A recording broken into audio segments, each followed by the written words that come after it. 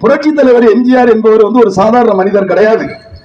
மக்களுக்காக வாழ்ந்தவர், மக்களுக்காக உழைத்தவர், தன் உறக்கம் இல்லாமல் உழைத்த அனைத்து சொத்துக்களையும் இந்த மக்களுக்காக எழுதிவிட்டு சென்றவர். அந்த மனிதர் என்ன நோக்கத்துக்காக அந்த இயக்கத்தை ஆரம்பிச்சாரோ அந்த நோக்கம் கட்டாயம் நிறைவேறும். அதனால இந்த தமிழகம் இருக்கும் வரை அனைத்து இந்திய அண்ணா திராவிட முன்னேற்றங்கள் தான் இருக்கும். இதுல யாரு நினைச்சு எதுவும் பண்ண முடியாது சொல்லுவான். அது எங்கப்பா வருவாங்க?